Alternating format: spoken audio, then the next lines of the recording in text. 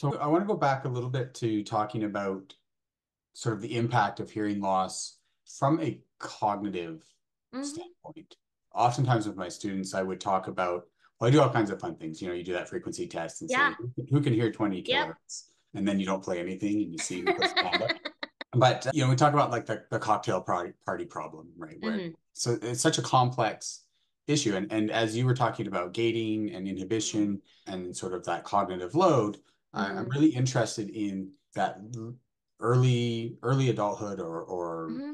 later, even later adulthood hearing loss. And what is the impact cognitively for people who suffer from adult onset hearing loss or later stage hearing loss? And where's the research in that area going? That's a very hot topic. So Frank Lynn was, I don't want to misspeak, but I think he was the first to find this significant correlation between cognitive decline and hearing loss. And in that study, they controlled for, I don't, a ton of things. They controlled for multiple medical factors and age and gender. I mean, many things. And this relationship was very strong. And so that spurred a lot of research to see what was going on there. Why was that such a interesting relationship? And there's still a lot of work being done in that area, a lot. And I think his group just came out with a another paper. They're doing a long-term study looking at that, those effects and whatnot. So we did a little study where we tested several adults who had no idea what their hearing was like. And so we were able to separate them into adults with clinically normal hearing and then adults who didn't know they had hearing loss until our study. And they had, a mild, moderate hearing loss. And we just had them listen to some sounds while they watched a silent movie. So they weren't doing anything, they were just processing sound passively. And what we found was that in the hearing loss group, sound that was normally processed in auditory cortical regions was now being processed in frontal cortex. So they still had a little bit of activation in auditory cortex, but it had mainly moved to frontal cortex. So that resource had taken on the load of processing low level sound. So the sound they were hearing was a ba syllable.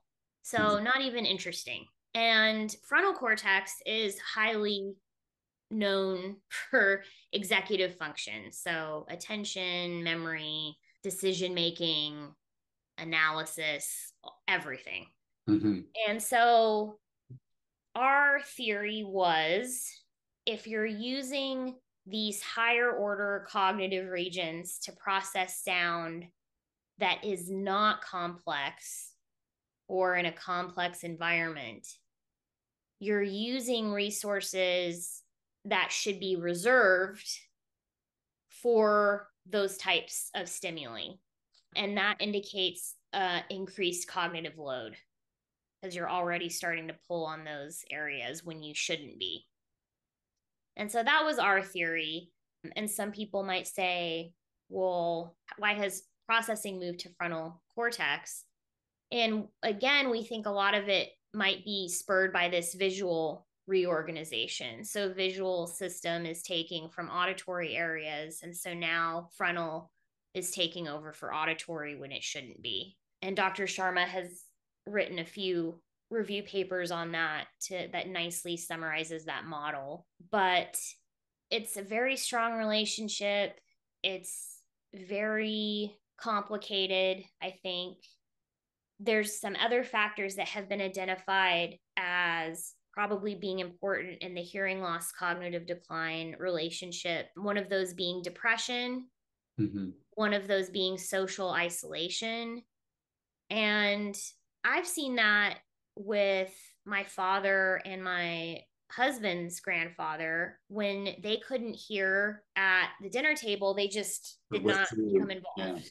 They didn't engage. And then they got their hearing aids, and all of a sudden they were talking and they were engaged, and that hadn't been the case. So it's going to involve those things as well. Are there implications or concerns as our environments get increasingly louder Mm-hmm. and as media consumption increases, Mm-hmm. and I would say both in terms of visual media and auditory media? As we know, Mm-hmm. hearables are a big thing. Everyone Mm-hmm. has, Mm-hmm. the little wireless headphones and all the time, Mm-hmm. and people spend a lot of time with visual stimuli as Mm-hmm. well. Has there been any concern raised that this potential hearing loss or this recruiting of different areas Mm-hmm. could lead to some cognitive issues earlier in life for Mm-hmm. people that are experiencing hearing loss due to media environment and those sorts of things? Mm-hmm. Right. So, in that study that you mentioned with the single sided deafness and the cochlear implant, that girl was 10 and she had started to lose her hearing.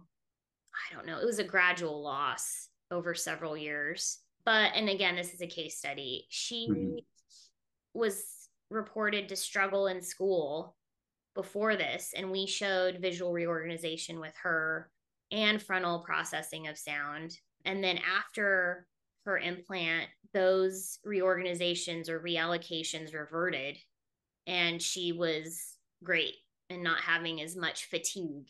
So we call that listening fatigue when you're in a heavy, complex auditory environment and you just get tired. So I would say scientifically it's a concern, but I don't think culturally it's a concern.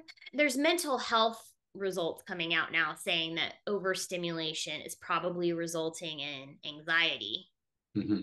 especially in our children.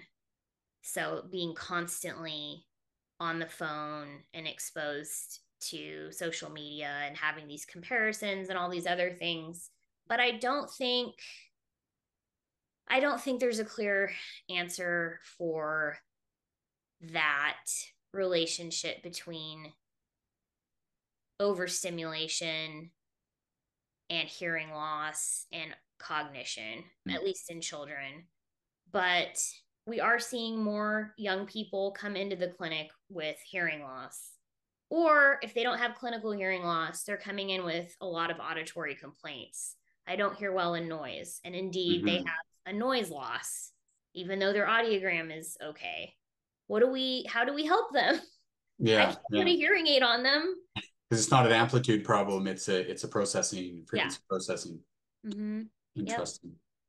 Yeah, it's interesting how, for so long, talk around hearing loss or protecting your hearing has always been, Mm-hmm. protecting because you don't want to lose your hearing. Mm-hmm. But the conversation has been, you don't want to lose your hearing because you want to be able to hear things. Exactly. And what I'm hearing now, no pun intended, is that it goes beyond just not being able to hear things, that there's now these other implications potentially to that hearing loss that aren't just Yes. about not being able to hear what somebody says or not being able to Yes. hear a sound. There's cognitive processing, and there's these other Yes. things that it's much more complex. As you began, the Mm-hmm. conversation with it, it's much more intertwined and much more complex than simply saying, well, you won't be able to hear somebody talk. Exactly. There's so much more to it that Exactly. needs to be a part of that conversation. Mm-hmm. Indeed. When we counsel patients who come in to get a hearing test and they don't want amplification, I do make sure to let them know, the longer you wait, the worse it could be, and your brain's going to reorganize. Mm-hmm. And that's also going to make it harder to go back in time to what your auditory resources were before. And we talk about that, and we talk about the visual piece, and that does seem to perk them up a little bit more and be more interested in helping their hearing. Because as you said, it's not just hearing, it's affecting you holistically. And then, as I briefly mentioned, there's the mental health aspect, which Mm-hmm. is heavily tied to hearing. And we see with tinnitus, it's a huge factor. So it's a holistic issue. It's not just an auditory issue now. Thanks so much for Sure. joining us today and sharing just the really interesting work. We'll of course share your web link so that people Yeah. can follow up on the work that you're doing in your lab and the studies that you've been involved with. Do you have anything upcoming that you'll be publishing soon that we can look out for? Yes. So we just had a paper accepted looking at actually recording the gating response in the presence of background noise, which was very hard to do. Mm-hmm. So that's coming out in biology, the journal Biology, or it is out actually. And then my brilliant grad student, Lauren Ralston, a PhD student, she has her AUD, just published a paper looking at gating related networks in the brain in different degrees of tinnitus. Everybody had minimal tinnitus, but some had slightly worse, and how we're able to see brain changes at a very low entrance level to that perception where it's not severe. So she did that paper. And then Kenneth Morse, who's also doing some great gating work in tinnitus, and I are working on a paper together right now that will be in seminars and hearing. All right. I look forward to seeing that. Yeah. I'm going to look up the one in biology now because that sounds really interesting. Thank you so much for sharing your knowledge and your insight with us today. And it's been a pleasure. I've really enjoyed the conversation and Same. look forward to another one sometime in the future. Yes. All right. Thank you very much. I'm Thank going you. to